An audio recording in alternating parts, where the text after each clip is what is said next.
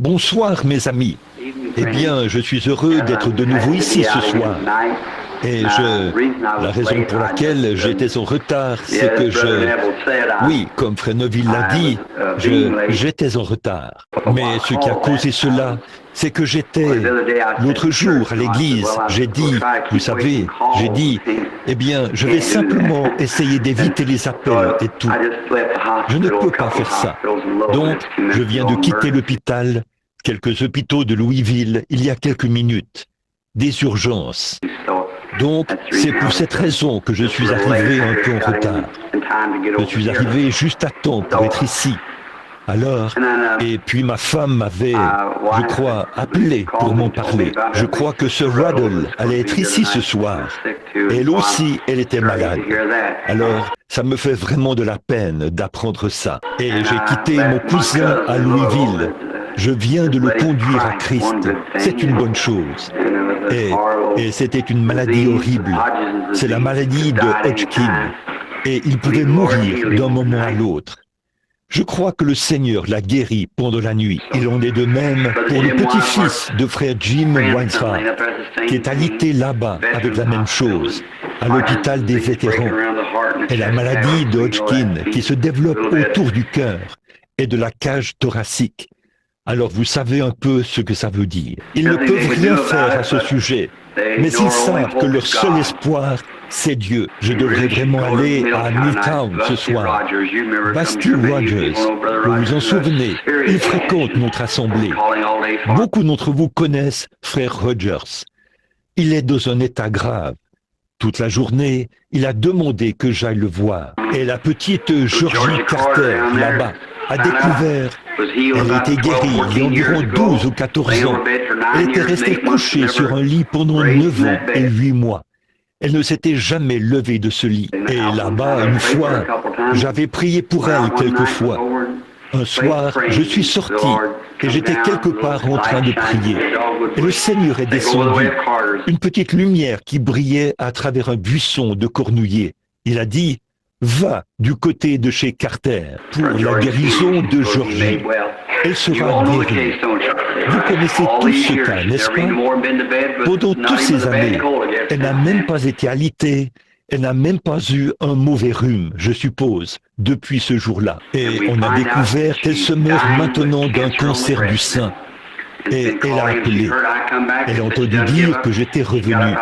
Ils ont dit qu'elle avait abandonné. Elle s'est levée du lit pour accepter sa guérison. Alors, il faut absolument que je la voie. Demain, c'est ma dernière journée ici. Je dois partir. Et là, il y a des piles d'appels, à peu près comme ça. Alors, on ne sait pas quoi faire. On doit simplement faire de son mieux. Mais la chose principale, comme le frère l'a dit, la chose principale à faire, c'est qu'il faut tout abandonner pour avoir sa communion avec Jésus-Christ. Tout abandonner, parce que, après tout, on se met à s'observer les uns les autres, et là, on s'éloigne de Christ, voyez-vous. Je préférerais passer beaucoup de temps à communier avec lui, afin de pouvoir aider les autres, pas vrai? Alors, c'est bon d'être ici ce soir, pour cette petite réunion de prière, pour laquelle nous nous rassemblons ici, le mercredi soir. Et j'avais oublié de lui dire que j'allais enseigner ce soir. Alors ici, il faut que je vienne ici ce soir et que j'aborde un sujet. Alors que j'étais en route pour venir ici, avec les lumières dans ma voiture, j'ai choisi quelque chose ici, que j'avais enseigné comme une leçon d'école du dimanche, il n'y a pas longtemps, dans l'Épître aux Hébreux.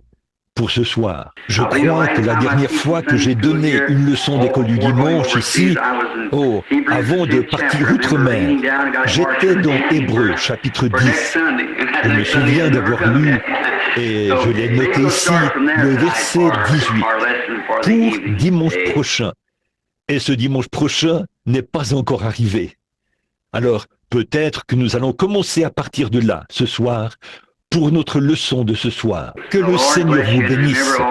Et n'oubliez pas ces gens dans vos prières. Une dame vient de me dire, il y a quelques instants, alors que j'entrais, un vieil ami à moi, dans l'hôpital, ou à l'hôpital plutôt. Il vient de subir une opération. Bill Grant, de la police ici, un bon ami à moi. Il imprime ses photos et tout. Il est à l'hôpital, un cas urgent. Et j'ai rencontré le frère de frère Slaughter là-bas. Jean m'a dit, je crois, qu'il avait été à l'hôpital 2 fois. Oh, il y a de la maladie partout, vous savez. Il n'y a pratiquement pas de fin à ça. Mais il a dit, vous savez, je me suis souvent demandé quand Moïse a conduit les enfants d'Israël dans le désert. Quand il les a fait sortir, il y avait environ 2 millions de personnes. Ça, ce sont les jeunes et les vieux, tous ensemble. Et il les a conduits pendant 40 ans dans le désert. Là, réfléchissez à ça. Comment? Bon, là-bas, sans le système sanitaire que nous avons aujourd'hui. Et ils avaient des jeunes, beaucoup de jeunes là-bas. D'après vous, combien de bébés naissaient par nuit avec 2 millions de personnes?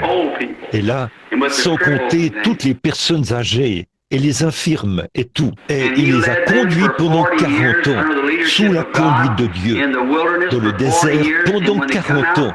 Et quand ils sont sortis, il n'y en avait pas un seul d'entre eux qui était faible. N'aimeriez-vous pas regarder dans la sacoche de médicaments du docteur Moïse ce soir pour voir ce qu'il y avait là-dedans, pour les garder en bonne santé?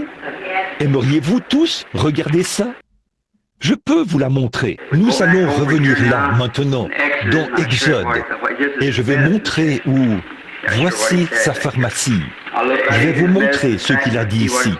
Je vais regarder dans sa sacoche de médicaments et je vais voir ce qui est dit. Quand un bébé était sur le point de naître, quand quelqu'un avec une crise d'appendicite ou avait attrapé la tuberculose ou quelque chose comme ça, voici l'ordonnance que Moïse lisait.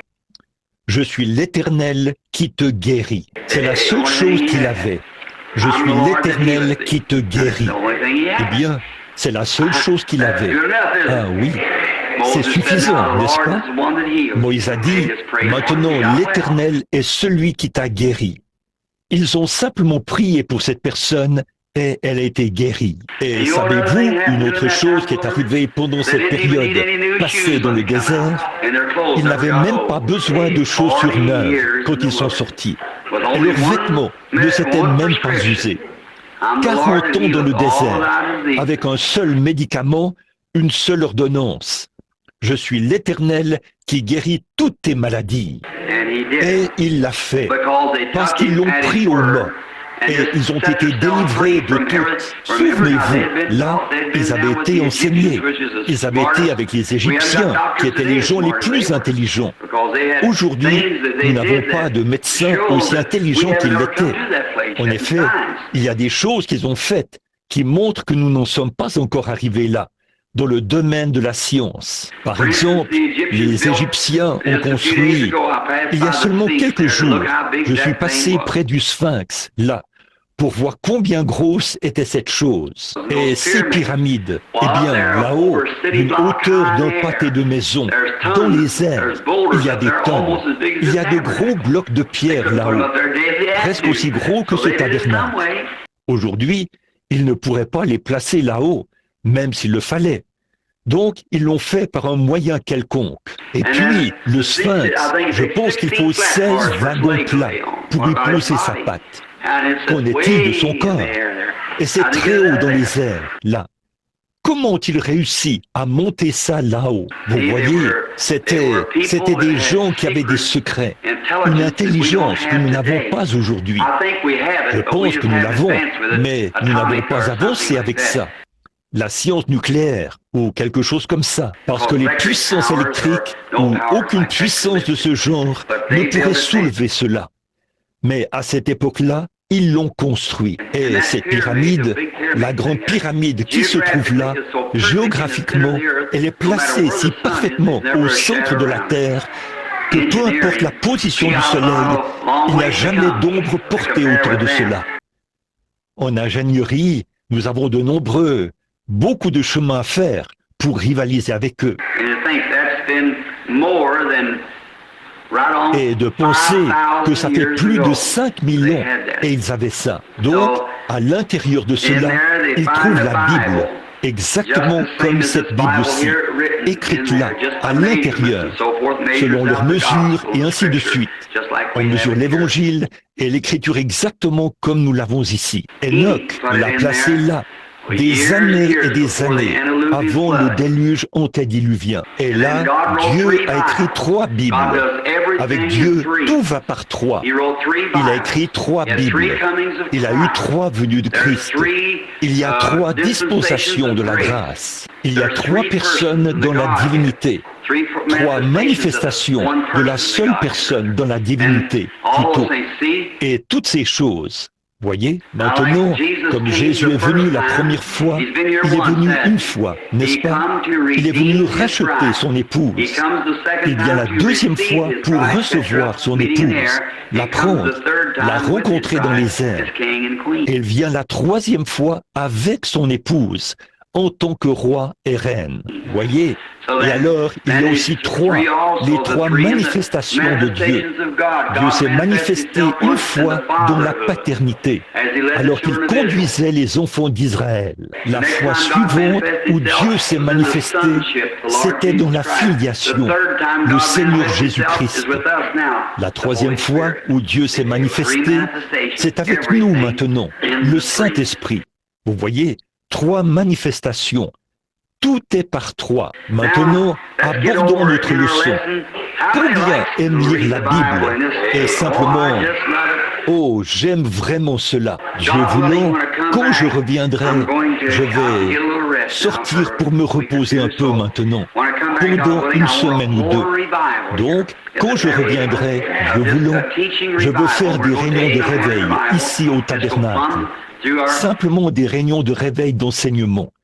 Et nous allons prendre quelque part dans la Bible et traiter à fond notre... Souvenez-vous, combien de vieux de la vieille, ici, se souviennent de l'époque où nous prenions, par exemple, le livre de l'Exode. Et nous prenions cela pendant peut-être des mois et des mois, sans jamais quitter l'Exode. Une fois, je suis entré dans Job, et je n'en suis jamais sorti, en quelque sorte. Vous en souvenez-vous?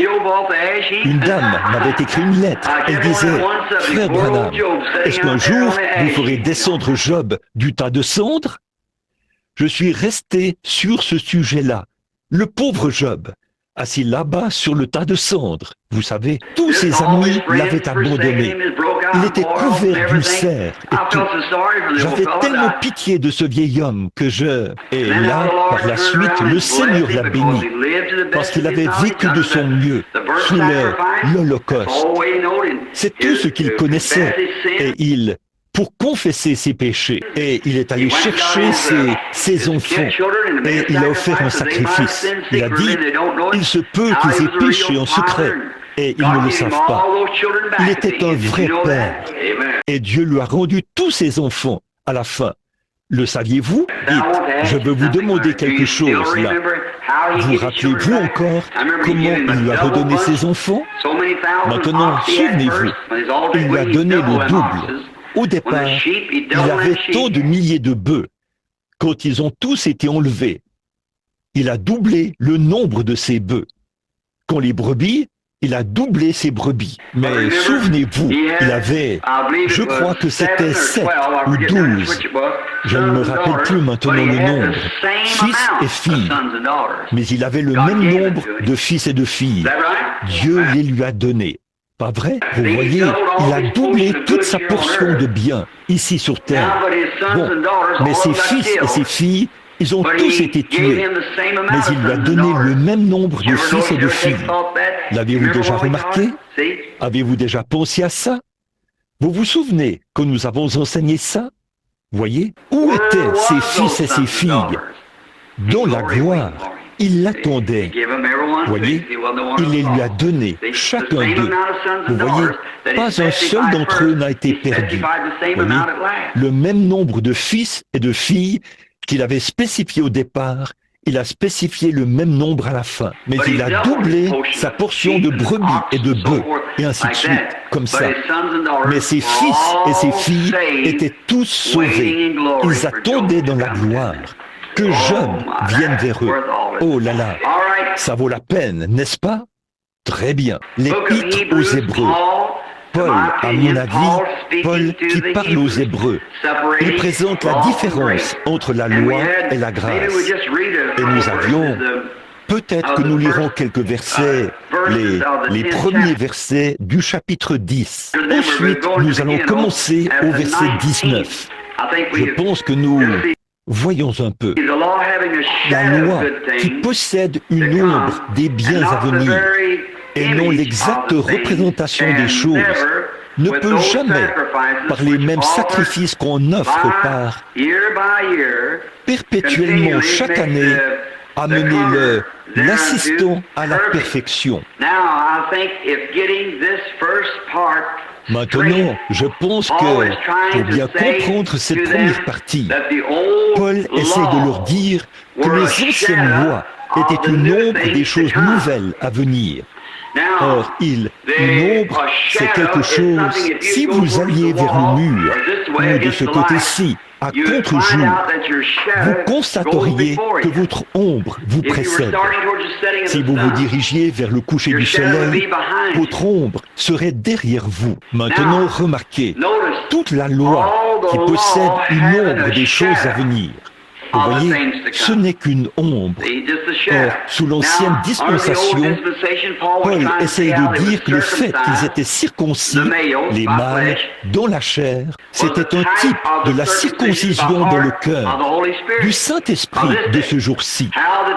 Combien ils observaient les commandements à cette époque-là, qui étaient écrits sur des tables de pierre. Dans les derniers jours, Dieu a dit qu'il les écrirait sur les tables de chair de notre cœur. Or, le seul moyen à cette époque-là, il savait que c'était mal de « tu ne déroberas point ».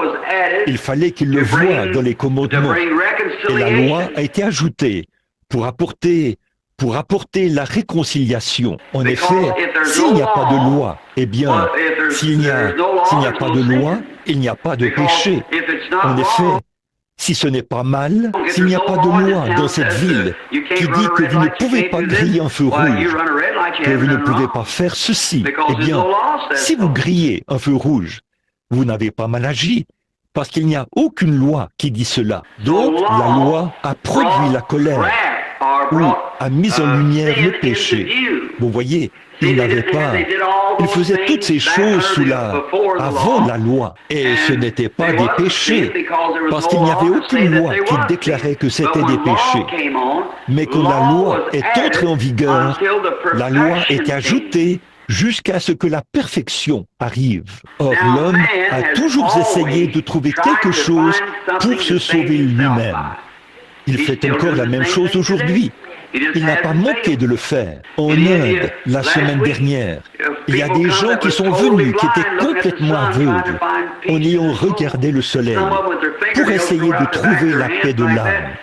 Certains d'entre eux, dont les ongles ont poussé du dos de leurs mains, comme ça, pour essayer de trouver la paix de l'âme. Ils disent qu'ils n'ont jamais baissé leurs mains, qu'ils l'ont gardé levé pendant 40 ans, pour essayer de trouver la paix. D'autres avaient presque les pieds complètement brûlés, parce qu'ils avaient marché sur des charbons ardents pour essayer de trouver la paix, pour apaiser leur Dieu. Ils s'étendent sur du verre, et ce ne sont que de vieilles bouteilles brisées et tout. Ils s'étendent sur des planches à clous et tout ça, pour essayer de trouver la paix. Et il n'y a pas de paix pour eux, parce que tout ça, c'est de l'idolâtrie. Et nous ici, en Amérique, nous ne voulons pas traverser la rue à pied pour trouver la paix de l'âme, le véritable Dieu vivant. C'est vrai, mais toutes ces choses, ces idées païennes de l'homme, à l'époque où Dieu a envoyé la loi, elle est ajoutée pour nous montrer que ces choses étaient un péché. Mais là, cette loi ne pouvait pas ôter le péché, elle ne faisait qu'amplifier le péché. Voyez, en effet, s'il n'y a pas de loi qui dit que vous ne pouvez pas faire ceci, eh bien ce n'est pas. Si vous commettez ou transgressez cela, vous ne pouvez pas transgresser cela parce qu'il n'y a pas de loi à transgresser. Mais quand la loi entre en vigueur, alors le péché est manifesté. Alors ils disaient, tu ne déroberas point, Tu ne commettras point d'adultère. Tu ne porteras point de faux témoignages. Toutes ces choses, il les faisait avant, mais elles ne pouvaient pas être considérées comme un péché, parce qu'il n'y avait pas de loi contre ça. Mais ensuite, quand la loi est venue, elle a fait prendre conscience à l'homme qu'il ne peut pas dérober, qu'il ne peut pas mentir et qu'il commettre d'adultère. Et tous les commandements ne font qu'amplifier. Mais cette loi n'a quand même pas ôté le péché. Cela a seulement amené l'homme à reconnaître que c'était un péché. Ensuite, quand Christ est venu pour ôter le péché. Voyez? Or, la seule chose que la loi faisait, c'est qu'il savait qu'un substitut innocent devait mourir pour le coupable. Cette loi a commencé là-bas, dans le jardin d'Éden. Et puis, là, ils offraient une brebis ou un taureau ou quelque chose. Ils le tuaient, ils jetaient le sang sur l'autel, et ainsi de suite. Parce que c'était la couverture ou l'offrande d'un substitut. Mais ça ne pouvait jamais ôter le péché, parce qu'il n'y a pas assez de force dans la vie d'un animal pour faire l'expiation d'une vie humaine. Parce que la vie humaine est supérieure à la vie animale. Maintenant, nous voici assis ici ce soir. Nous sommes probablement des Allemands, des Irlandais, et ainsi de suite. Quelques gens de couleur. Peu importe s'ils sont noirs, blancs, jaunes, ou quelle que soit leur couleur, chacun de nous est venu d'une seule personne. Voyez, c'est prouvé par la science que vous pouvez aller au fin fond de l'Afrique et y trouver l'homme le plus noir qu'on puisse trouver. Et si vous étiez malade, il pourrait vous donner une transfusion sanguine. Votre sang est exactement comme le sien. Ou vous pourriez aller en Chine, chercher l'homme le plus jaune qu'il y ait en Chine. Et il pourrait vous donner une transfusion sanguine. Voyez? Ou l'homme le plus brun qu'il y ait en Inde pourrait vous donner une transfusion sanguine. Dieu, par un seul sang, a fait toutes les nations, tous les peuples. Mais il n'y a pas de comparaison possible entre un seul animal au monde et le sang humain. Voyez? Le sang animal, chaque sang est différent. Mais le sang humain est le même. Eh bien, si cela ne dément pas l'idée de certaines de ces personnes qui parlent et qui enseignent à l'école ici, que nous avons évolué à partir de la vie animale, si c'est le cas, alors l'animal pourrait donner une transfusion sanguine à l'être humain. Mais le sang, la vie humaine, c'est la même chose. Mais la vie animale, certains d'entre eux sont comme un serpent. Il est à sang froid. Un poisson, il est à sang froid. Mais bon, l'ours, le wapiti, ou le chien, ou le cheval, ils ont un sang différent. Ni l'un, ni l'autre, aucun d'eux ne pourrait donner une transfusion sanguine à l'autre, parce qu'ils sont tous différents. Mais l'être humain, c'est pareil. Alors, par l'offrande de sang animal, c'était seulement un substitut sous la loi, jusqu'à la venue de Jésus, qui n'était né d'aucun homme. Aucun homme sur cette terre n'était son père. Il avait une mère, et sa mère était une vierge, la Vierge Marie, une jeune fille d'environ 18 ans. Et le Saint-Esprit l'a couverte de son ombre, étant Dieu le Père lui-même, et il a créé. Celui-là même qui a créé le monde par la parole. Il a simplement parlé. Vous savez, dimanche, nous avons abordé cela. Quand Dieu parle, il doit en être ainsi. Il n'y a absolument aucun moyen d'y échapper. Dieu dit qu'il y est, et il doit en être ainsi. Rien. La parole elle-même. Et la parole était une pensée. Dieu, quand avant, une parole est l'expression d'une pensée. Dieu l'a pensée dans son esprit et l'a créée par la parole. Et nous avons la foi dans notre cœur, la foi de Dieu dans notre cœur. Et nous pouvons voir cela clairement. Cela devient une foi. Et ensuite, nous prononçons la chose et elle commence à exister. La même chose, parce que la pensée de Christ est dans l'homme. C'est ce qui produit les guérisons et tout. Quand vous recevez cette révélation parfaite, c'est ce que vous faites. Alors, vous savez comment marcher. C'est ça, Parce que ça, c'est la marche chrétienne. Bon, mais le sang des animaux n'ôtait pas le péché. Alors, quand Jésus est venu et quand Dieu lui-même manifesté en chair, son sang ne venait pas du sang d'un autre homme. Chacun de nous, chaque prophète, chaque grand homme, c'était du sang humain. Mais cet homme avait du sang divin. Dieu lui-même a créé la cellule sanguine. Et la personne, vous venez d'une seule cellule sanguine. Si jamais vous regardez ça avec une lentille, je l'ai fait il y a quelques semaines. Et la reproduction des animaux, de sorte que vous, ou du bétail, il y a des dizaines de milliers de germes là-dedans. Et ces germes de petites cellules sanguines se joignent. Et dans ça, dans l'être humain ordinaire. Mais dans ce cas-là, Dieu lui-même a créé cette cellule sanguine, sans aucune intervention humaine. Et de là est sorti son propre Fils, Jésus-Christ, en qui Dieu lui-même a habité, faisant de lui Emmanuel sur la terre. Voilà le tableau. C'est ce que vous devez croire pour être sauvé.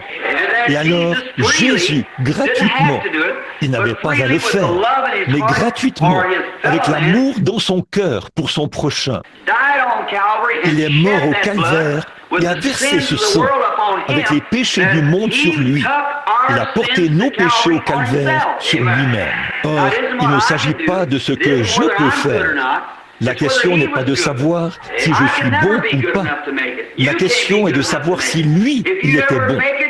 Je ne pourrai jamais être assez bon pour y arriver. Vous ne pourrez pas être assez bon pour y arriver. Si jamais vous y arrivez, vous vous tiendrez là par les mérites de Jésus-Christ. Je vais vous dire ça maintenant, parce que vous ne pouvez rien faire d'autre. Mais Dieu a transféré tous nos péchés sur lui et il est mort. Et parce qu'il est mort pécheur, la Bible dit, son âme est allée dans le séjour des morts. C'est vrai. Et pendant qu'il était là, il a prêché à ceux qui étaient en prison, qui ne s'étaient pas repentis lorsque la patience se prolongeait au jour de Noé. Mais il n'était pas possible qu'il laisse son corps voir la corruption, ni qu'il abandonne son âme dans le séjour des morts. Et le troisième jour, il est ressuscité pour notre justification. Cela nous montre que, comme nous confessons la foi que nous avons en lui, et que nous sommes nés de nouveau de l'Esprit, qu'aussi sûr qu'il est sorti de la tombe, nous ressusciterons aussi à sa seconde venue. Oh, quelle espérance parfaite! Oh, quand on voit les religions du monde et leurs superstitions, et ensuite on voit que notre salut et notre ferme espérance, fondée sur un principe fondamental. Tous les démons de l'enfer ne peuvent ébranler cela. On peut les voir déployer leur beauté. La religion bouddhiste est une belle religion. La religion hindouiste est une belle religion. Mais frères, ils sont aussi dépourvus de la vie qu'il est possible de l'être. Où se trouve la vie? La vie se trouve dans le sang. Le sang, c'est la vie. Et c'est le seul homme qui pouvait verser le sang qu'il faut, parce qu'il était le sang de Dieu lui-même. Et il a versé le sang qui nous a rachetés, vous et moi. Donc, notre salut repose en Jésus-Christ, en ce qu'il a fait pour nous au calvaire. Peu importe le niveau de notre bassesse, combien nous devenons immoraux, combien nous devenons corrompus, quand nous regardons au calvaire avec un cœur sincère et que nous confessons nos péchés là-bas, au calvaire, ça règle la question. C'est vrai, dès que votre confession sort de vos lèvres, Dieu est dans l'obligation de vous répondre. C'est vrai. Oh, quand j'y pense, oh, ce n'est pas étonnant que Paul ait dit, l'autre jour, j'étais là, dans la pièce où on doit couper la tête, et qu'on l'a jeté dans un caniveau. Je me suis dit, juste avant, il a dit, ô mort, où est ton aiguillon? Tombe, où est ta victoire? Mais grâce soit rendue à Dieu, qui nous donne la victoire par notre Seigneur Jésus-Christ. Vous voyez, ça repose simplement. Oh, c'est de ça que j'aime parler. Écoutez, quelques-uns des jeunes, vous êtes peut-être jeunes, et cela peut être fragile, au point que vous ne le remarquez pas vraiment. Mais attendez encore un peu, jusqu'à ce que vous soyez étendu là, à l'hôpital, et que le médecin dise qu'il ne vous reste plus que 2 jours à vivre, ou 2 heures. Attendez juste un peu, jusqu'à ce que le cœur commence à manquer ce battement, et que vous sentiez que cela aura raison de vous. Oh frère, alors vous chercherez de toutes vos forces. Que représentera votre vie alors? C'est terminé. Attendez que les cheveux commencent à grisonner sur votre tête et que vous vous rendiez compte que vous faites face à une éternité sans fin là-bas et que cette âme qui vit maintenant à l'intérieur de vous se détache comme une dent qu'on arrache, qui est tirée de vous comme ça pour aller quelque part et vous ne savez pas où vous allez. Vous feriez mieux d'y réfléchir maintenant et de régler la question maintenant. En effet, il se peut que vous partiez rapidement, comme ça, sans même avoir la possibilité de vous repentir. Alors, mettez-vous en règle maintenant. Pour le peuple américain, il n'y a aucune excuse.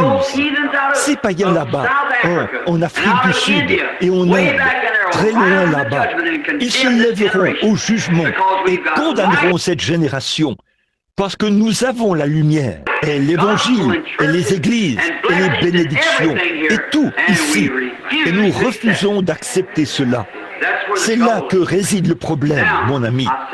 Maintenant, je le dis abruptement, parce que c'est pour votre bien, vous voyez. Parce que vous devez faire cela. Maintenant, la loi qui possède une ombre.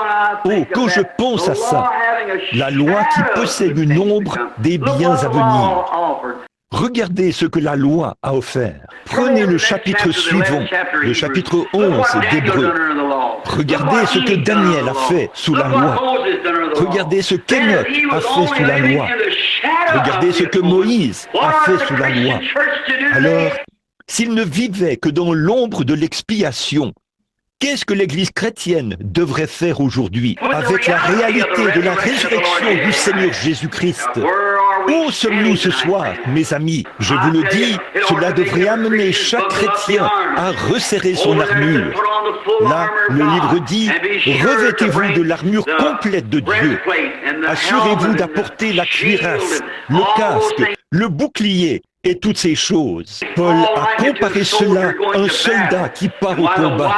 Et quand l'ennemi arrive avec ses ruses, levez votre bouclier et allez à sa rencontre. Maintenant, si la loi a pu produire cela, qu'est-ce que la réalité du sang de Jésus-Christ devrait produire?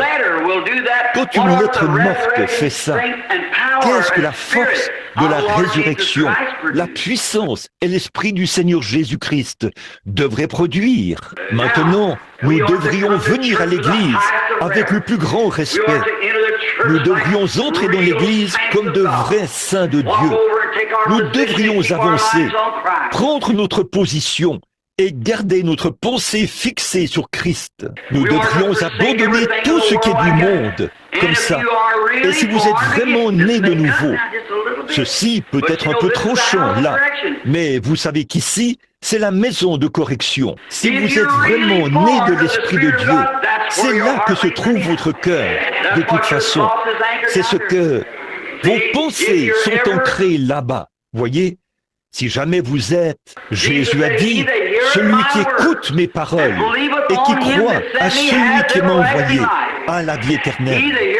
Celui qui écoute mes paroles et qui croit. Bon, si vous croyez correctement, si vous le confessez simplement du bout des lèvres, ça ne sert pas à grand-chose.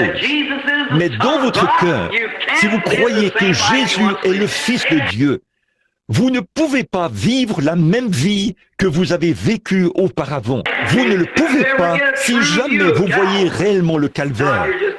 Mais si vous ne faites qu'avancer au hasard, vous ne vous faites que des illusions, c'est tout. Mais quand vous voyez vraiment ce que Jésus était, oh là là, comme j'aimerais prêcher la divinité suprême de Jésus-Christ.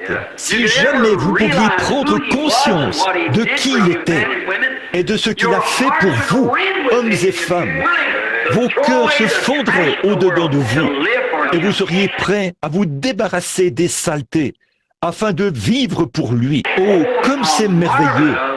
Et quelle personne il était! Si vous prenez conscience que Dieu lui-même s'abaisse, qu'il se dévoile, qu'il descend, jusqu'à ce qu'il puisse entrer dans votre cœur, quand Dieu le Père, sous la forme d'une grande nuée, s'est placé au-dessus des enfants d'Israël, et quand il s'est installé sur la montagne ce matin-là, pour écrire la loi, eh bien, même si un animal touchait la montagne, il devait être percé d'un dard. Ce n'est que par la sanctification qu'il a fait monter Moïse. Il a placé Aaron tout en bas, au bas de la colline, pour surveiller et monter la garde, afin que rien... Et quand cette colonne de feu s'est posée sur cette montagne, les éclairs ont surgi et le tonnerre a grondé. L'obscurité s'est installée.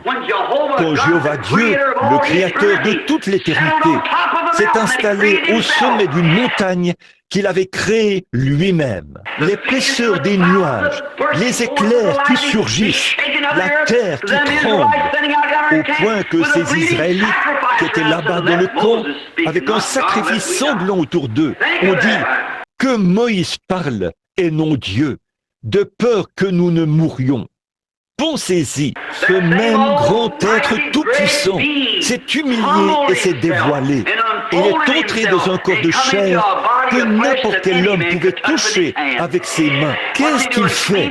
Il revendique son chemin, essayant d'entrer dans l'homme.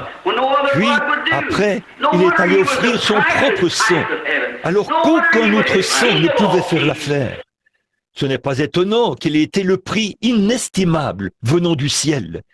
Ce n'est pas étonnant qu'il ait été le roi de tous les rois. Quand il s'est dévoilé, qu'il est descendu et qu'il s'est soumis aux mains de l'homme pécheur pour être battu, qu'on crache sur lui, qu'il soit meurtri, pendu à la croix et meurt. Quand il se tenait là, quelqu'un a dit, quand il a dit, je pourrais appeler mon Père, et il m'enverrait 10 légions d'anges. Mais mon royaume n'est pas de ce monde. Et là, ces fous l'ont dit, qu'il soit mis à mort, qu'il soit mis à mort. Pourquoi ne s'est-il pas retourné pour dire que vous soyez mis à mort? Voici la raison pour laquelle il ne pouvait pas le faire, mes amis. Regardez ça, c'était ses propres enfants. De penser que les enfants d'un homme réclament le sang de leur papa. Si mes enfants criaient pour avoir mon sang, je ne pourrais dire que prenez-moi. S'il refusait de le faire, il perdait son enfant, sa création même, ses êtres humains. Et c'était eux qui réclamaient son sang. Pouvez-vous imaginer les enfants qui réclament le sang de leur père? C'est pour ça qu'ils ne pouvaient pas dire non. S'il avait dit non, ils étaient perdus. Je mourrais volontiers pour mes enfants, et n'importe quel autre père le ferait. Regardez ce qu'il était. Ses propres enfants qui réclamaient son sang. Et la justice de la loi exigeait le sang. Et le sang des brebis ne pourrait pas le faire. Le sang des boucs ne pourrait pas le faire. Le sang du bétail ne pourrait pas le faire. Mais il fallait que le sang de Dieu lui-même le fasse. Et Dieu a été fait chair. Il a vécu ici sur terre. Cette grande personne qui faisait retentir son tonnerre au sommet du mont Sinaï était ici en chair à ce moment-là. Ensuite, il a purifié le chemin pour qu'il puisse venir vivre dans votre cœur. Et maintenant, ce même esprit qui a fait retentir son tonnerre sur le mont Sinaï vit dans le cœur humain. Comme c'est merveilleux! Oh, ça devrait faire tressaillir chaque cœur, rien que d'y penser. Maintenant, pour aller rapidement, Paul continuait au verset 5 et 6 ici. Nous essayons de nous rendre au verset 19. Alors, nous pouvons nous dépêcher. Les versets 5 et 6 et ainsi de suite. Il parlait de la façon dont les lois préfiguraient, que dans l'Ancien Testament, nous avons vu ça l'autre jour. Oh, il y a quelques mois, c'était à l'école du dimanche. L'homme est sous l'emprise du péché. Disons qu'il avait commis adultère, ou qu'il avait volé, ou qu'il avait violé le sabbat, ou un autre commandement. Alors, il devait prendre un agneau. il devait amener cet agneau chez les anciens. Et eux, ils devaient examiner cet agneau. L'agneau devait être irréprochable. Il devait être sans défaut. Regardez la signification ici. L'agneau devait être irréprochable pour une personne qui n'était pas sans reproche. Amen. J'espère que vous le voyez. Oh là là, je me souviens d'une petite histoire. Je ne sais pas si je vous l'ai déjà racontée ou pas. Ce n'est qu'une petite histoire inventée, comme ça. Là, sous la loi, si la vieille maman cheval avait un petit poulain et qu'il était un mulet, vous savez, et que ses oreilles étaient rabattues, et ses genoux cagneux, et oh, il louchait. Quel horrible mulet à voir. Eh bien, ce mulet, s'il pouvait se regarder, il dirait, oh là là, quand le maître viendra, il me tuera, parce que il ne me nourrira pas. Je ne suis pas digne de vivre. Regarde-moi, quel horrible gâchis je suis. Mais si la mère pouvait répondre au petit, elle dirait, un instant, mon chéri, tu peux vivre parce que tu es mon premier et tu as un droit d'aînesse. Là, quand le maître viendra et qu'il te verra dans cet état, il devra retourner chercher un agneau sans défaut et le tuer pour que ce mulet qui a l'air infirme puisse vivre. Vous voyez, le sacrificateur n'a jamais vu le mulet, il a vu l'agneau. La question n'était pas de savoir si le mulet était parfait, il fallait que ce soit un agneau parfait. Oh, j'espère que vous le voyez. La question n'est pas de savoir si vous êtes assez bon pour être un chrétien ou pas. La question, c'est de savoir si lui, il était assez bon. Si Dieu l'a accepté et que son sang fait l'expiation, Dieu ne vous voit pas, il voit l'agneau. Oh là là. Alors, ce petit mulet pouvait dresser sa queue en l'air, s'ébrouer, sauter, courir dans le champ, passer de bons moments. Il vivra. Mais l'un qui est parfait devait mourir pour l'imparfait. C'était moi, William Branham. Je ne vaux rien. Je ne suis pas digne de vivre. Je suis digne d'aller en enfer. Né dans une famille pécheresse, élevé comme un pécheur. Je ne vaux absolument rien. Il n'y a rien de bon en moi. C'est vrai. Mais un jour, j'ai accepté. Alléluia. Quand Dieu abaisse les regards vers Christ et que Christ a pris ma place là, Dieu ne me voit pas. Il voit celui qui est parfait. Donc, tant que je suis ici, en lui, je suis alors amené à la perfection. Pas par moi-même. En lui, pas ma perfection. Je n'en ai pas du tout. Vous n'en avez pas du tout. Mais c'est sa perfection. Par conséquent, Jésus ne s'est pas trompé quand il a dit « Soyez donc parfaits, comme votre Père Céleste est parfait. » Et comment un être humain pourrait-il être parfait? Il pourrait être parfait par sa foi parfaite, en se reposant en lui et dire « Il a payé le prix pour moi. Jésus a tout payé et je lui dois tout. » Le péché avait laissé une tache cramoisie. Il l'a lavée et rendue blanche comme neige. Oh, ça fait de nous tous des méthodistes qui poussent des cris, n'est-ce pas? Quand on y pense, je crois en cela. Je crois à une expérience à l'ancienne mode qui vous fait pousser des cris. Oui, monsieur, si les enfants reçoivent la bonne sorte de vitamines, ils se sentent toujours bien, vous savez. Vous savez ce que je veux dire. Nous avons besoin de vitamines spirituelles dans les églises aujourd'hui. Ne pensez-vous pas? Ça me rappelle un fermier, une fois. Il avait une vieille petite, l'un des fermiers, il avait une grange, et il avait tout l'équipement agricole qu'il faut, dont il avait besoin pour faire son travail. Des tracteurs et tout, mais il était trop paresseux pour cultiver sa terre.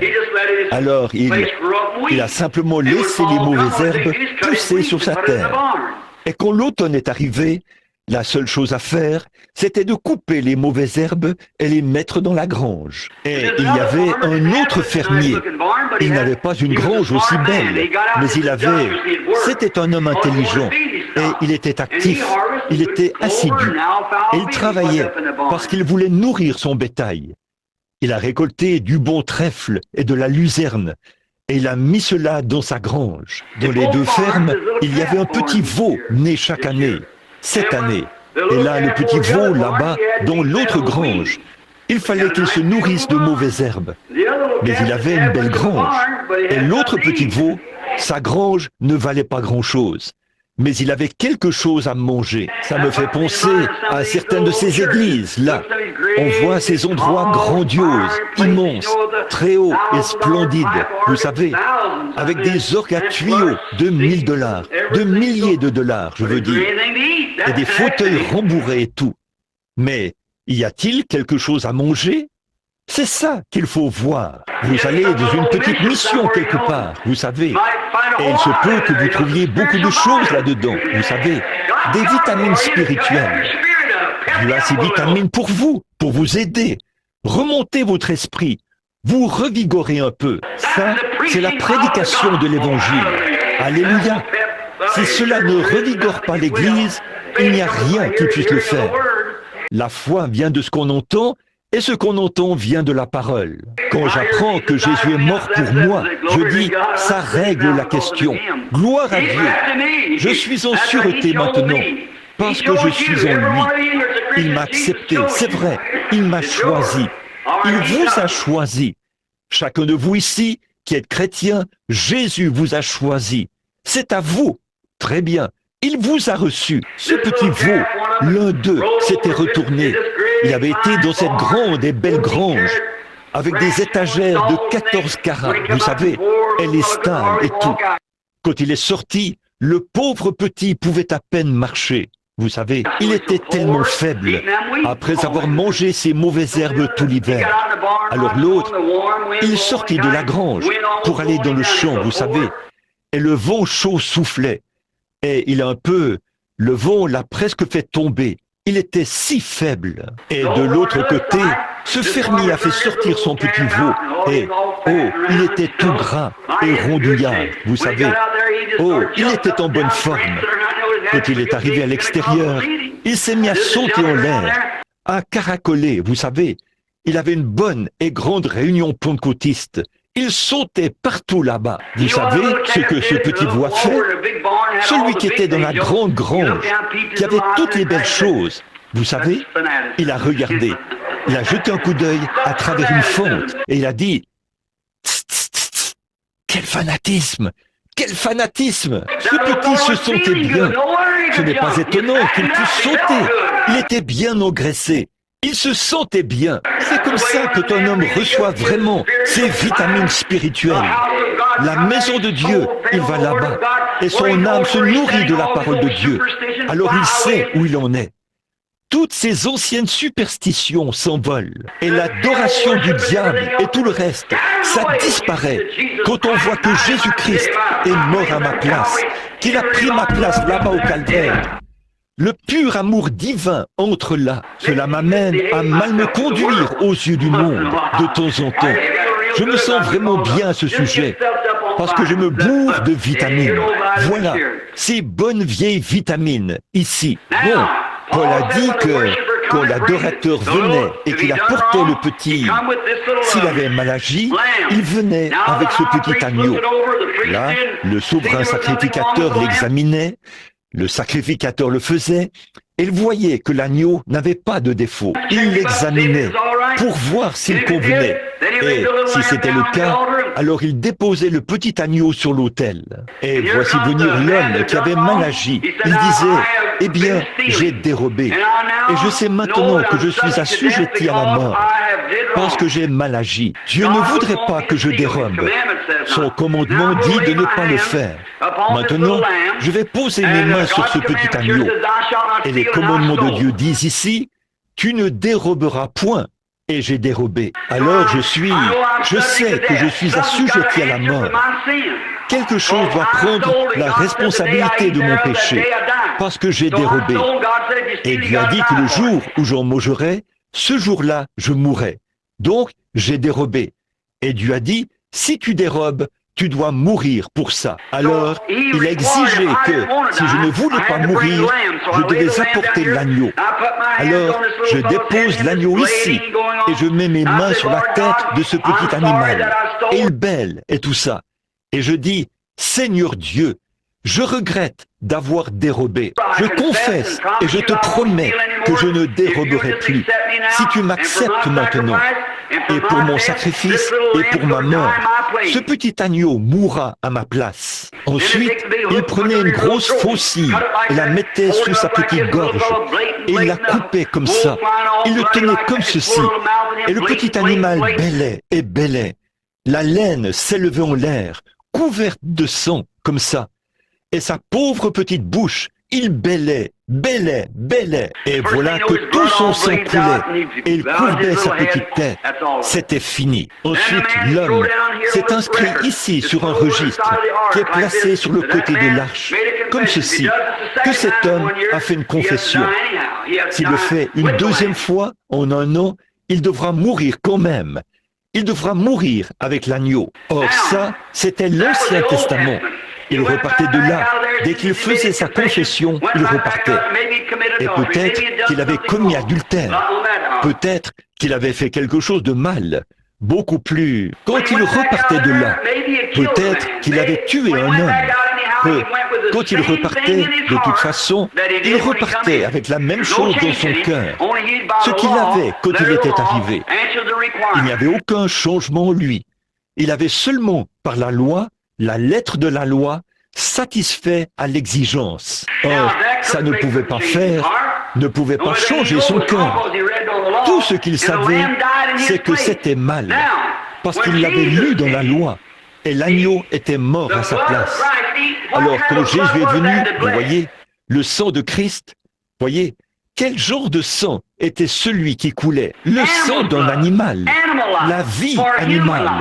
Pour une vie humaine, elle ne peut tout simplement pas ôter le péché. C'est impossible. Alors, quand Jésus est venu, ce n'était pas seulement la vie humaine, mais c'était la vie même de Dieu lui-même. C'est ce qui était dans son sang. Eh bien, nous voyons que nous agissons mal. Oh, j'ai mal agi, j'ai péché, j'ai mené une mauvaise vie. J'ai mal agi. Maintenant, je viens à l'autel. Par la foi, je vois le sacrifice.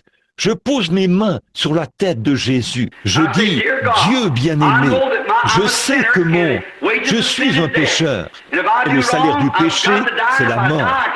Et si j'agis mal, je dois mourir. Et si je meurs, si je ne peux pas entrer dans ta présence, je serai puni, en proie au tourment pour toujours. Donc, j'ai tort, Père, et je veux être en règle.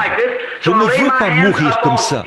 Alors, je pose mes mains sur sa tête, et sa vie a été ôtée pour ma vie. Mais ce qu'il y a, c'est que quand je repars de l'autel, je repars avec un cœur changé. Voyez, le premier homme repartait sous la loi, sous le sang d'un animal. Ça ne pouvait pas changer son cœur, car il n'y a pas de comparaison possible entre une vie animale et une vie humaine. L'animal ne peut pas donner du sang à l'homme. Voyez, l'animal ne peut pas le faire, parce que sa vie est une vie différente. Et un animal a une vie, mais pas une âme. Un animal est un être vivant, mais pas une âme. Mais Dieu a mis une âme dans l'homme. Et donc, mon âme, l'âme, qu'est-ce que c'est? La nature de l'esprit. Et quand l'âme de Christ a été abandonnée, pas abandonnée dans le séjour des morts, mais a été enlevée par le sang, par son sang versé. Quand Dieu l'a emmené au calvaire, ça a mêlé son sang là-bas sur la croix. Et quand il s'est tenu là, tournant la tête d'un côté et de l'autre, la couronne autour de sa tête, comme ceci, avec des épines, le sang qui coule sur son visage, qui ruisselle sur ses boucles, sur ses épaules. Il crie dans des langues inconnues, « Mon Dieu, pourquoi m'as-tu abandonné ?» Voilà l'agneau, c'est lui, c'est l'être innocent qui est mort, pour que moi, l'indigne, ma vie soit rectifiée, afin que je puisse avoir droit à la vie. C'est l'indigne, indigne. Vous êtes l'indigne pour qui cet agneau est mort. Maintenant, vous vous avancez ici et vous posez vos mains sur lui. Vous voyez, vous faites votre confession et Dieu vous répond par le Saint-Esprit. pour confirmer qu'il vous a reçu par un seul sacrifice. Voilà, c'est ça. Par un seul sacrifice, il a mené à la perfection pour toujours. Voilà, car l'adorateur venait chaque année. C'était un perpétuel, presque chaque année, il revenait. Et il fallait venir l'année suivante, ayant le même désir dans son cœur. Mais quand il a fait un sacrifice par lui-même, chaque péché, tout désir du péché et tout le reste a été ôté du cœur de l'homme. Et il se tient là, rendu parfait aux yeux de Dieu, non pas par ce qu'il a fait, mais par ce que Jésus a fait pour lui. Et il a accepté le sacrifice du Seigneur Jésus-Christ. Oh, que de choses merveilleuses, mon ami. Maintenant, le verset 19. Il nous reste environ 20 minutes. Consacrons tout ce temps dans les Écritures maintenant. Bon, le verset 19. Ainsi, frères, nous avons la liberté d'entrer dans le lieu très saint grâce au sang du sacrifice de Jésus. Écoutez, voici, entrez maintenant dans le lieu très saint. Il y a un lieu saint, puis le lieu très saint. C'était appelé le Saint des Saints. Le souverain sacrificateur y entrait une fois par an. Et quand il le faisait, la première chose qu'il devait faire, c'était d'être lui-même aspergé. L'arche était là, derrière le rideau. Et le souverain sacrificateur devait être oint du parfum de la rose de Saron. Aucun autre parfum ne ferait l'affaire. Savez-vous que Jésus était appelé la rose de Saron? Une rose, qu'est-ce que c'est? D'où vient le parfum? De la rose. D'où Jésus était appelé le lys de la vallée. Pas vrai? Est-ce que quelqu'un sait d'où vient l'opium? D'un lys. L'opium provient du lys. Et à quoi sert l'opium? L'opium soulage la douleur. Quand les gens sont malades et qu'ils souffrent tellement qu'ils perdent la tête, qu'ils deviennent fous, alors on leur fait une piqûre d'opium et c'est réglé. Ils se calment. Ça, c'est dans le naturel. Jésus, dans le spirituel, est le lys de la vallée. Et quand vous en arrivez au point où vous ne pouvez plus vous supporter et que la vie ne signifie rien pour vous, Dieu a une piqûre d'opium pour vous, tirée du lys de la vallée, qui soulage tous vos problèmes. Ils sont tous partis. Vous n'avez pas besoin de vous enivrer en buvant du whisky pour soulager vos problèmes. Il reviendrait tout de suite. Mais venez boire une gorgée d'opium du lys de la vallée. Et ils sont finis pour toujours, advienne que pourra. Si vous vivez, si vous mourrez, si vous êtes ceci ou cela ou autre chose, rien ne vous sépare de l'amour de Dieu qui est en Jésus-Christ. On ne promet pas aux chrétiens une vie facile, mais on leur promet la grâce suffisante pour chacun de leurs besoins. Amen. Dites donc, je crois que je me sens religieux en ce moment. Pensez-y. Oui, monsieur. En effet, quand je suis là et que je me pose des questions, que je regarde ici et que je vois ceci qui se passe, cela qui se passe, mais je me dis, un instant, oh là là, voyez, voilà le lys de la vallée. Maintenant, l'odeur, qu'est-ce qu'elle fait? Une odeur, les femmes se mettent du parfum pour être agréables.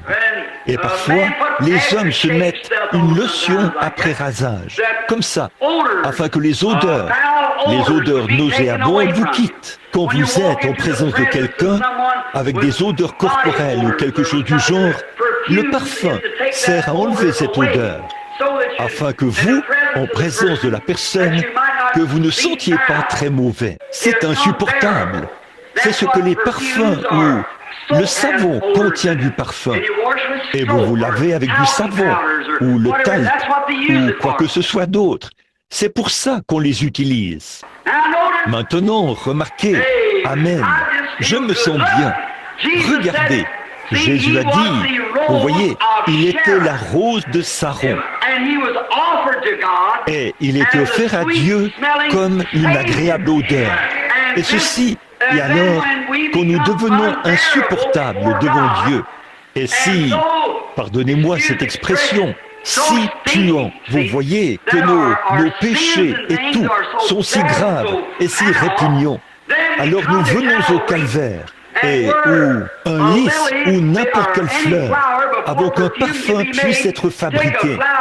Prenez une fleur, elle est magnifique, un gros lys du matin, ou une rose.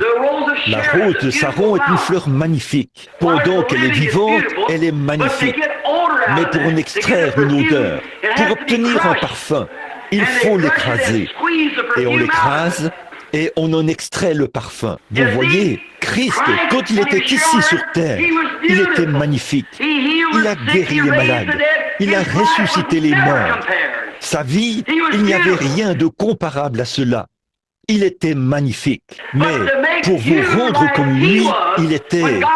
Quand Dieu a abaissé le regard, il a dit, « Celui-ci est mon fils bien-aimé, en qui j'ai trouvé mon plaisir. » Il a dit, « Vos sacrifices me puent au nez, mais celui-ci est celui en qui j'ai trouvé mon plaisir. » Or, il avait trouvé son plaisir. Et pour que Dieu trouve son plaisir en nous, il fallait qu'il soit écrasé au calvaire.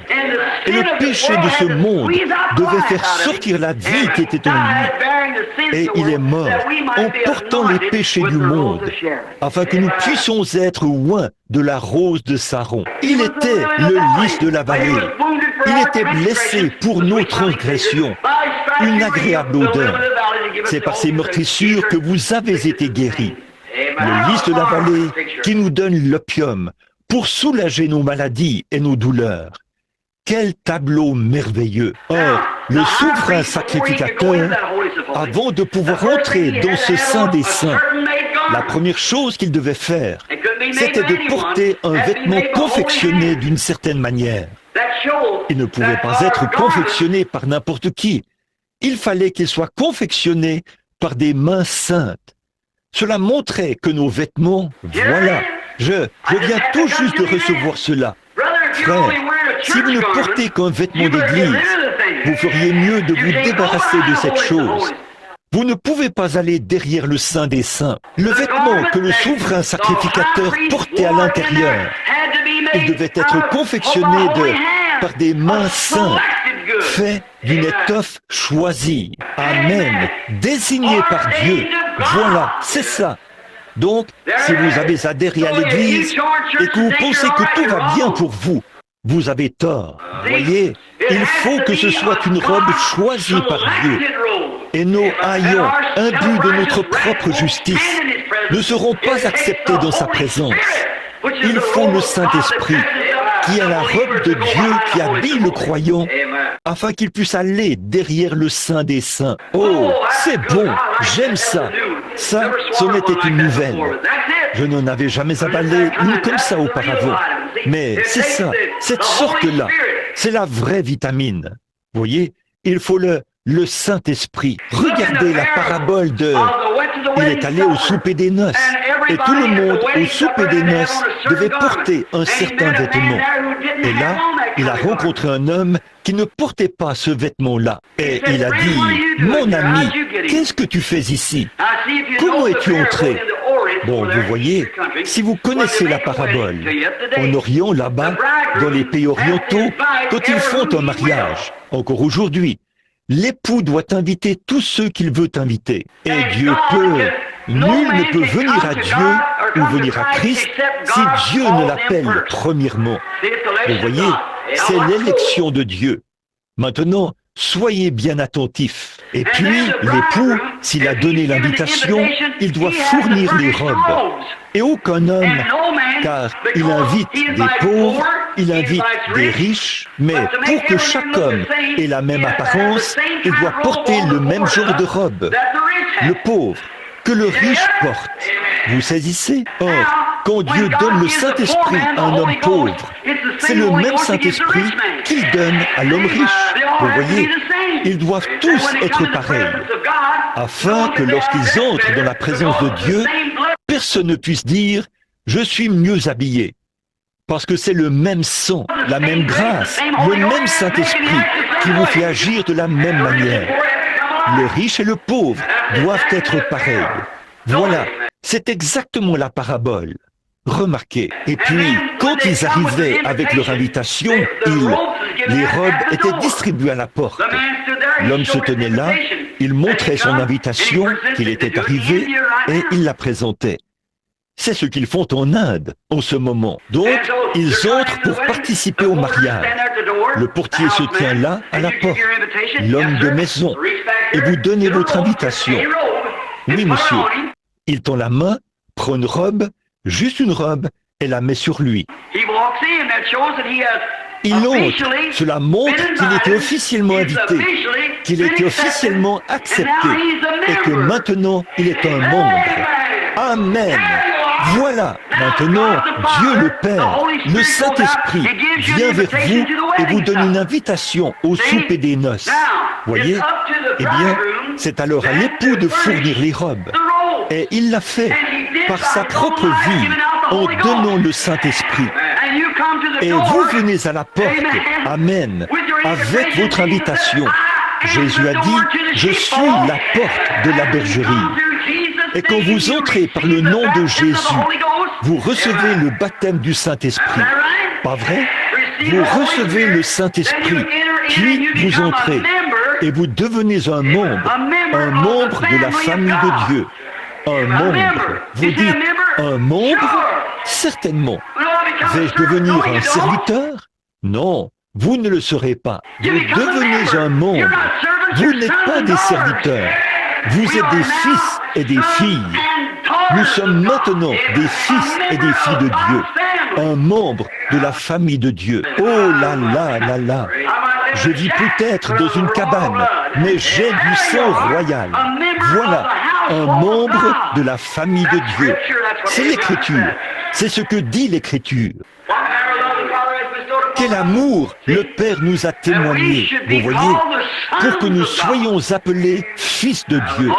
Oh là là, nous voilà les membres. Eh bien, le souverain sacrificateur qui était loin, en entrant, il devait prendre le sang d'un animal avec lui.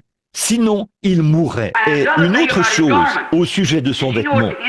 Saviez-vous qu'au bord de ce vêtement, avez-vous déjà su ce qu'il y avait au bord du vêtement? Il y avait quelque chose au bord du vêtement. Et c'était de petites choses qui pendaient au bord de la bordure de son vêtement. Et c'était une grenade et une clochette. Et une grenade et une clochette. Et il devait marcher d'une certaine manière quand il entrait. Il ne pouvait pas faire ses pas n'importe comment. Il devait marcher d'une certaine manière. En effet, chaque fois qu'il faisait un pas, ses clochettes devaient jouer en se cognant sur les grenades. Saint, Saint, Saint est l'Éternel. Alors le Seigneur l'entendait s'approcher. Amen. Alléluia. Voilà. Dieu vous entend si vous entrez par la voie pourvue par Dieu quand vous vous approchez. Car vous entrez en criant de tout votre cœur. Saint, Saint, Saint est le Seigneur Dieu Tout-Puissant. Là vous entrez quand vous venez en cherchant le Saint-Esprit. Voyez, Saint, Saint, Saint est le Seigneur Dieu Tout-Puissant. Et là, l'Assemblée, le seul moyen pour eux de savoir. Or, si on entrait là sans être habillé exactement de cette manière, l'homme mourrait à la porte. Il n'allait plus jamais ressortir. Il mourrait à l'intérieur. S'il n'y entrait pas, habillé et oint pour y entrer. Bon, la seule manière pour l'Assemblée de savoir si tout allait bien pour lui ou pas. Oh là là, la seule manière dont l'Assemblée qui attendait pouvait savoir si tout allait bien pour le souverain sacrificateur ou pas, ils entendaient le bruit de ces clochettes. Il y avait un bruit à l'intérieur. Et c'est comme ça qu'ils savaient si tout allait bien pour lui ou pas. Je me demande si la même chose fonctionne aujourd'hui. Si vous passez près d'une église et que tout est mort et silencieux, je ne sais pas. Mais il fait du bruit, vous savez. Il fait savoir aux gens que Dieu est toujours sur le trône. Dieu exauce les prières. Les gens ont encore le Saint-Esprit. Ils poussent vers Dieu des cris de louange. Ils glorifient Dieu. Ils font beaucoup de bruit. L'Assemblée dit, eh bien, il doit être par ici. Cet endroit est un endroit vivant. Quand nous entrons dans le Saint des Saints et que nous prétendons être chrétiens, il faut qu'il y ait du bruit. Je ne veux pas dire beaucoup d'absurdités. Je veux dire du vrai, du véritable bruit. C'est vrai. Maintenant, regardez bien ici. Ainsi donc, frères, puisque nous avons, au moyen du sang de Jésus, une libre entrée dans le sanctuaire, par la route nouvelle et vivante, non pas l'ancienne loi, quand il s'est réconcilié au travers du voile, c'est-à-dire de sa chair. Et puisque nous avons un souverain sacrificateur établi sur la maison de Dieu, approchons-nous avec un cœur sincère et dans la plénitude de la foi, les cœurs purifiés d'une mauvaise conscience et le corps lavé d'une eau pure. Retenons fermement la profession de notre espérance, car celui qui a fait la promesse est fidèle. Ça ôte vraiment tout. Oh là là, j'aime ceci, mais je suppose que nous devons terminer. Mais quand nous nous approchons de Dieu, n'y allons pas en disant, eh bien là, je me demande si tout va bien. Êtes-vous un chrétien? Eh bien, je l'espère. Ce n'est pas comme ça qu'il faut venir. Frères, croyez l'histoire, acceptez-la et naissez de nouveau. Ensuite, avancez-vous avec une foi pure, sachant ceci, que Dieu a promis et que Dieu ne peut pas mentir. Dieu m'a promis la vie éternelle. Si je croyais en son Fils Jésus-Christ, je l'ai cru et il m'a donné la vie éternelle. J'ai fait beaucoup d'erreurs. J'en fais encore. J'en ferai toujours. Mais quand je fais des erreurs, le Saint-Esprit me signale que ce n'est pas bien. Alors, je me repens tout de suite. Seigneur, pardonne-moi.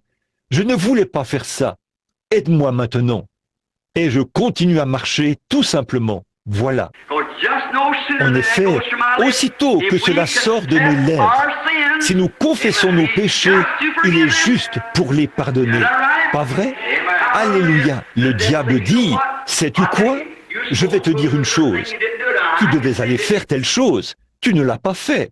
Ah ah, tu as péché, hein? Je dis, j'ai confessé ça. Eh bien, je vais te dire, non, ne me parle pas. Non, monsieur, j'ai une foi parfaite en celui qui m'a dit que si je confessais mes fautes, il me pardonnerait. Alors, j'ai confessé cela. Éloigne-toi de moi. De toute façon, je n'en ai rien à faire de toi. Alors continue ton chemin. Marchez avec assurance. Continuez à avancer. Si la mort se trouve là, pas de problème. Continuez à avancer jusque-là, en ayant une foi parfaite que Dieu a promis qu'il vous ressuscitera au dernier jour. Oui, monsieur, comme je vous le disais, je ne sais pas si je vous l'ai dit ou pas. Ici, il y a quelques jours, avant que j'aille outre-mer, j'étais là. Et Jean, je faisais presque comme tu l'as dit. J'essayais de peigner un cheveu qu'il me restait. Ma femme m'a regardé. Elle a dit, chérie, elle a dit, tu ferais mieux de porter un de ces postiches qu'on t'a donné là-bas en Californie. J'ai dit, chérie, je les aime beaucoup, mais j'ai simplement honte de le faire. Elle a dit, oh Bill, tu prends vraiment tes cheveux ont vraiment disparu, n'est-ce pas? J'ai dit, oui, c'est vrai, mais j'ai dit, oh, alléluia. Elle a dit, pourquoi dis-tu alléluia? J'ai dit, je n'en ai jamais perdu un seul. Elle a dit, tu n'en as jamais perdu un seul?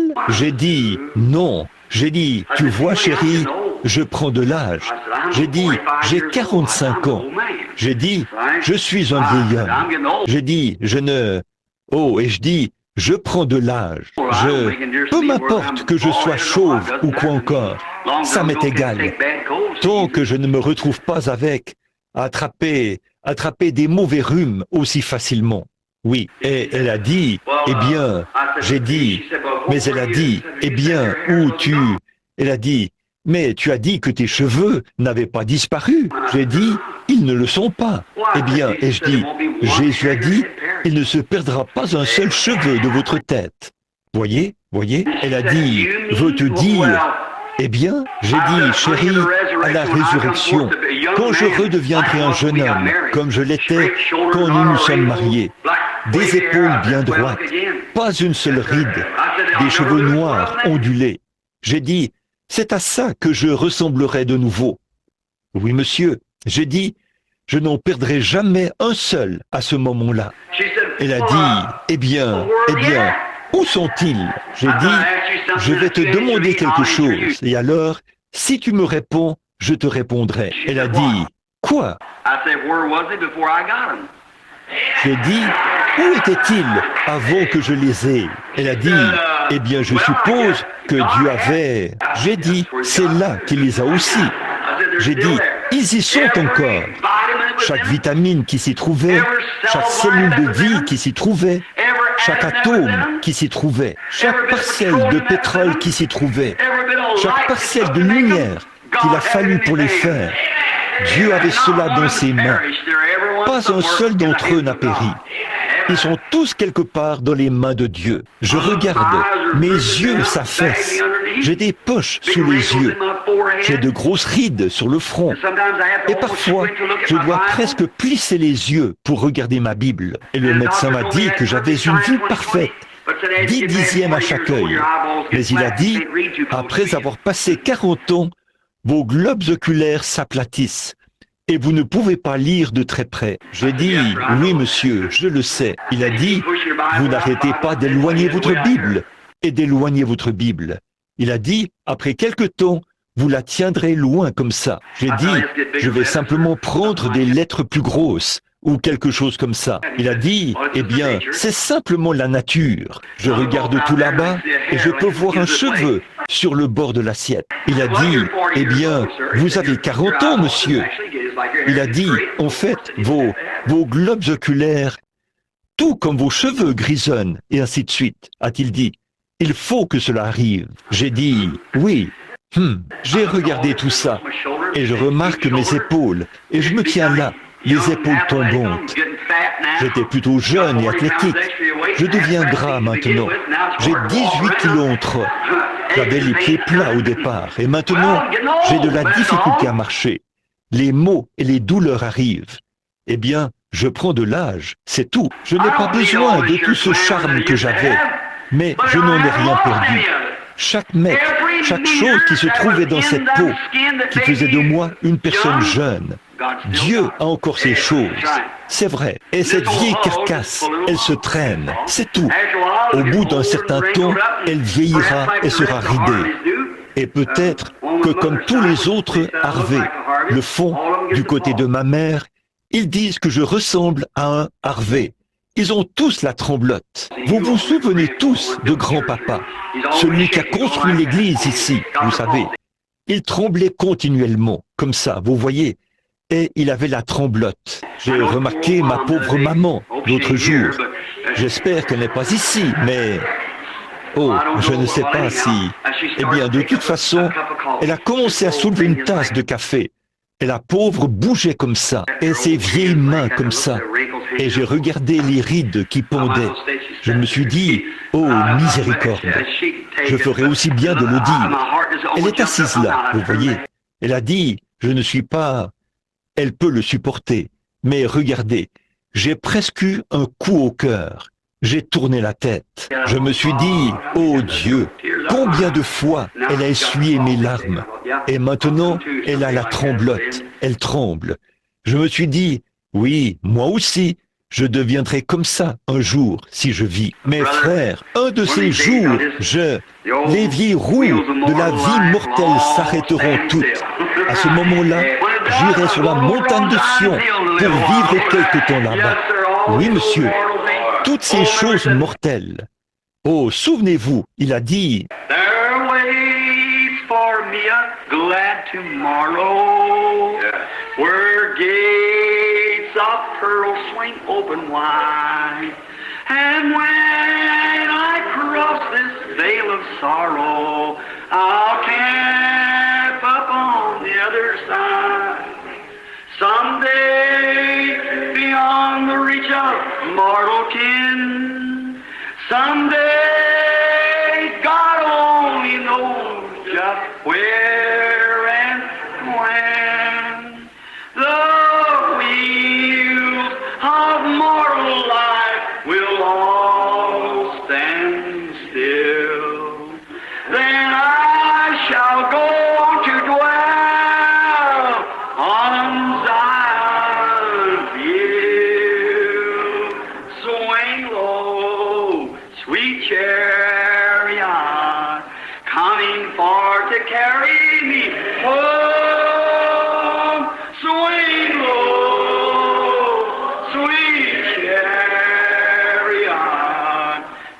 coming for to carry me home.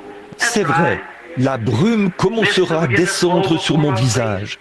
Peut-être que le médecin entrera en courant pour dire « Eh bien, Billy, ta vie est terminée. » Oh là là, je sais que cette vieille chambre noire se trouve là-bas et qu'en un seul battement de cœur, j'y entrerai. Je ne veux pas partir comme un lâche. Je veux m'envelopper dans les robes de sa justice, sachant ceci, que je le connais dans la puissance de sa résurrection. Et un jour, quand il appellera, je sortirai d'entre les morts et je revivrai pour toujours. Connaître Christ, c'est connaître la vie. C'est vrai, peu m'importe. Je ne connais peut-être pas mon alphabet, mais je veux connaître Christ. C'est vrai. Je ne connais peut-être pas toute la théologie, mais je veux connaître Christ. Je ne sais peut-être pas ce qu'il en est du président, et s'il est un homme bon ou un homme mauvais. Je veux connaître Christ. C'est vrai. Connaître Christ, c'est la vie. C'est vrai. Connaître le président et connaître cette autre personne, c'est du prestige. Et connaître des célébrités et tout. Mais ça ne m'intéresse pas. Je veux connaître Christ de la puissance de sa résurrection, sachant que nous avons ce soir un souverain sacrificateur, assis à la droite de Dieu, dans sa majesté là-bas, en train d'intercéder. Alors, je veux demeurer ferme dans la foi que je professe. Bon, ces 13 religions différentes, d'adorateurs de serpents, d'adorateurs de vaches et tout. J'ai dit, messieurs, des religions de ce monde, qu'est-ce que votre religion peut produire pour ce pauvre aveugle qui se tient ici? Il était là, il avait regardé le soleil pendant 20 ans, il était complètement aveugle. J'ai dit, qu'est-ce que votre religion peut faire pour cet homme? Rien d'autre que de lui offrir quelque chose qui tient du mythe, là, qui dit peut-être qu'un jour Mahomet aura pitié de lui et sauvera son âme. Peut-être vous pensez que s'il continue de regarder le soleil encore et encore, et qu'il continue de garder la tête dans cette direction, quand il mourra, il sera sauvé. J'ai dit, il n'a rien à offrir, mais le sang de Jésus-Christ, alléluia, peut non seulement lui offrir la vie éternelle, mais il peut le prouver ici même en votre présence. Il peut lui rendre la vue qu'il avait autrefois. J'ai dit, s'il le fait, allez-vous, messieurs des religions de ce monde, alors que des centaines de milliers de personnes, ou presque, avaient entendu ça et s'étaient rassemblées là. Évidemment, je ne pouvais pas atteindre tous les gens, qu'ils entendent cela, parce qu'on ne pouvait pas voir tous les gens. Mais j'ai dit, accepterez-vous Jésus-Christ s'il le fait? Ils ont levé la main, ses mains noires ont l'air. Ils allaient le faire. J'ai dit, amenez ce monsieur ici. Quand il s'est approché, j'ai dit, monsieur, vous êtes aveugle. Et si Jésus-Christ vous rend la vue, voulez-vous promettre que vous le servirez? Et il a dit, j'aimerai Jésus-Christ et je n'adorerai aucun autre Dieu que lui. S'il me rend la vue, je saurai qu'il est ressuscité des morts. J'ai posé mes mains sur lui. J'ai dit, Dieu bien-aimé, des mains mortelles, en tant qu'ouvrier, un pécheur. Mais si tu recherches des mains saintes, qui les aurait? Mais je viens par un acte de foi, car tu m'as dit de le faire. Et je ne viens pas pour paraître intelligent ou pour me vanter, mais je viens parce que tu as dit qu'il devrait le faire. Et je crois ta parole. Et maintenant, pendant que des milliers sont ici, qui sont indécis, et ils adorent des idoles et tout le reste, que l'on sache ce soir que tu es le Dieu vivant et vrai, qui a ressuscité Jésus-Christ des morts, en rendant la vue à cet homme. Et l'homme, les larmes coulant sur ses joues, il a dit, je vois. Et il s'est mis à courir à toute vitesse dans le bâtiment en voyant. Oh là là, c'est la grâce infinie de notre Dieu qui, un jour, m'a sauvé. J'étais perdu. Là-bas, participant aux courses de chevaux et tout le reste, le dimanche. J'étais perdu, mais maintenant il m'a retrouvé. J'étais aveugle, mais maintenant je vois. Regardez, frère, C'est cette bonne vieille religion du Saint-Esprit. La grâce à mon cœur a appris la crainte. Et la grâce a dissipé mes craintes. Avec quelle joie cette grâce est apparue. À l'heure où pour la première fois j'ai cru. Oui, monsieur. Oh là là, après que nous aurons passé 10 000 ans là-bas, brillant comme le soleil, nous n'aurons pas moins de temps pour chanter ses louanges que lorsque nous avons commencé. Oh là là, que de dangers, de labeurs et de pièges j'ai déjà traversé. La grâce m'a mené en sûreté jusqu'à présent et la grâce me mènera à la maison. Oh là là, comme je l'aime. C'est sa grâce. Rien que je puisse faire, rien que je puisse faire, rien que vous puissiez faire. Mais nous qui venons ce soir, en tant qu'hommes et femmes chrétiens, nous confessons que nous sommes indignes et nous l'acceptons comme à notre place. Acceptons celui qui, je sais que, aussi sûr que Dieu l'a accepté et l'a ressuscité, il m'a ressuscité sous une forme figurative, en même temps qu'il a ressuscité Christ. Amen. Oh, je dois m'arrêter. Mais regardez, sous une forme figurative, il m'a ressuscité en même temps qu'il a ressuscité Christ.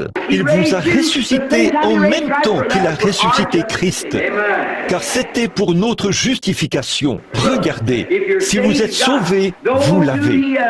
Ceux qu'il a établis ou appelés, il les a justifiés. Ceux qu'il a justifiés, il les a déjà glorifiés en Jésus-Christ. Pas vrai? Il a glorifié déjà en Christ aux yeux de Dieu, qui, il y a très longtemps, des millions d'années, avant qu'il y ait un monde, quand la parole était avec Dieu. C'était la pensée de Dieu, puis sa parole. Puis elle s'est matérialisée là-bas. Exactement au même moment où il a accepté Christ, il m'a accepté en Christ. Et là-bas, dans le monde à venir, avec vous et moi, et tous les chrétiens de tous les âges, nous l'aimerons et vivrons avec lui, et jouirons de l'éternité sans fin avec notre Seigneur Jésus-Christ, notre Rédempteur béni. Oh là là, frère Robertson, là, je sens que je suis une personne différente. Voyez, n'est-ce pas que ces choses à l'ancienne mode, rien que de lire la parole de Dieu, ça vous récure? Vous voyez, ça vous récure comme maman le faisait autrefois, au moment où on faisait les bocaux de fruits. Il fallait mettre les fruits en conserve dans des bocaux, vous savez, les remplir de fruits et tout. Elle m'envoyait dehors pour les nettoyer à fond, aussi fort que je pouvais les frotter avec un vieux chiffon. J'avais une petite main, je pouvais la descendre dans ça et les frotter. Ensuite, elle les prenait et les stérilisait. Elle les mettait dans l'eau bouillante et elle les stérilisait. Elle faisait bouillir ça aussi fort qu'elle le pouvait. Ces bocaux, je ne pouvais pas comprendre pourquoi elle les faisait bouillir. Mais elle voulait en ôter tous les microbes. En effet, s'il y avait des microbes là-dedans, il rendrait les conserves ou les produits qu'elle y mettait aigres. Donc, c'est ce que nous devons faire quand nous venons à Christ. Nous agenouiller jusqu'à ce que le Saint-Esprit nous ait stérilisés et nous ait bien fait bouillir. Alors Dieu pourra mettre le Saint-Esprit là-dedans, sans aucun processus d'acidification. Voyez-vous, il l'ajoute simplement là-dedans et vous êtes doux tout le temps. Et maman avait l'habitude de faire des conserves. Avez-vous déjà vu une de ces grosses bouilloires? Vous sortez et vous l'installez sur les briques, vous savez, et vous devez mettre du bois en dessous, comme ça. Il fallait que au moment de la cuisson des conserves, on avait ces petites tomates jaunes et longues, et elle en versait environ un boisseau là-dedans, et elle mettait du sucre. Et elle me faisait couper du bois, vous savez, et j'allais couper du bois, et je le mettais là-dessous, vous savez, et ça se mettait à bouillir, la vapeur, elle montait. Je disais, maman, ces choses-là ne sont-elles pas cuites? Elle disait, non. Va couper un autre barreau de clôture. Me voilà qui arrivait, vous savez, la sueur qui coulait sur moi. Et je mettais ça là-dessous. Et je disais, maman, Tu penses que ça suffira? Tu ferais mieux d'aller en chercher un autre. Et elle faisait bouillir ces choses jusqu'à ce qu'elle, vous savez, que l'oxygène ou quelque chose là fasse monter cela et qu'il fasse éclater cela, vous savez. Paf, paf, comme ça éclatait. Quand elles en arrivaient à ce point, elles disaient qu'elles étaient prêtes à être mises en conserve. Elles devenaient tellement chaudes qu'elles ne pouvaient plus le supporter. Et il fallait qu'elles sautent, vous voyez. Alors je suppose que c'est là où Dieu doit nous amener, vous savez, faire bouillir le diable pour qu'il sorte complètement de vous, au point où vous sautez dans la gloire. Alors vous êtes prêts pour la mise en conserve. Et Dieu vous scelle à ce moment-là, vous savez. Alors, c'est ce qu'il nous faut ici. C'est une bonne réunion à l'ancienne mode. Jusqu'à ce que toute inimitié, tout ce qui n'est pas comme Christ, que cela bouille pour faire sortir toutes ces choses de vous. Vous voyez, simplement bouillir pour faire sortir ces choses de vous, au point que vous venez dire, « Seigneur, je suis désolé. Frère, pardonne-moi. Je ne voulais pas faire ça. Je ne le ferai plus. Oh Dieu, sois miséricordieux envers moi. » Là, vous vous préparez alors à être mis en conserve. Voyez-vous, Dieu se prépare à vraiment vous utiliser. Quand vous rapportez ces choses que vous avez volées, vous savez, et que vous rectifiez la chose en disant, « Frère, je ne voulais pas voler ça, tu sais. Non, monsieur, je suis même prêt à... Je vais te payer le double pour ça. » Voyez, à ce moment-là, vous vous mettez en règle, là, vous savez. C'est vrai, c'est ce dont nous avons besoin. Oh là là, je chanterai l'ancien évangile pour vous, si vous le voulez. Chantez le couplet. Je chanterai le couplet, alors chantez le refrain. Is the old time Holy Spirit, and the devil won't go near it. That's the reason people fear it, but it's good enough for me. Give me that old time religion. Give me that old time religion. Give me that old time religion, and it's good enough for me. It will do when I am dying. It will make you stop your lying. It will start the devil flying, and it's good enough for me. Give me that old time religion. Give me that old time religion. Give me that old time religion, and it's good enough for me. It's so good I want no other, for it makes me love my brother. Hey. It brings things from undercover, and it's good enough for me. Give me that old time religion. Give me that old time religion. Give me that old time religion, and it's good enough for me. Maintenant, combien ici ont cet ancien évangile? Levez la main, dites. I got that old time religion. Got that old time religion. Got that old.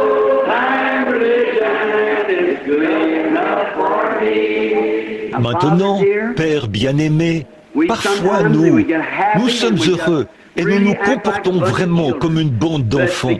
C'est parce que nous sommes libres. Nous ne sommes pas sous l'emprise du mal, ni des traditions, ni de n'importe quelle chose des anciens. Nous sommes simplement dans la liberté du Saint-Esprit. Nous pouvons chanter et t'adorer, communier autour de la parole et nous réjouir. Pour cela, nous te louons, Dieu Tout-Puissant. Oh, après avoir vu tout le chaos des religions formalistes et toutes sortes d'adorations d'idoles, de penser que tu as été si bon vers moi, que tu m'as permis de te connaître dans la puissance de ta résurrection et de pouvoir en parler aux autres. Nous sommes si heureux. Bénis cette petite église ce soir, Père. Bénis chaque personne ici. S'il y a des nouveaux venus parmi nous, bénis-les, Père. Chacun d'eux. Fais de nous une bénédiction pour les autres. Garde la puissance de Dieu sur nous. Sanctifie nos âmes des mauvaises pensées. Et si le mal se présentait sur notre chemin, puissions-nous rapidement tourner la tête, Seigneur, et marcher dans l'autre direction. Et maintenant, Père, nous te prions de nous bénir tous ce soir. Donne-nous des moments merveilleux. Et maintenant, alors que nous allons appeler les malades et les affligés, nous te prions de guérir chacun d'eux.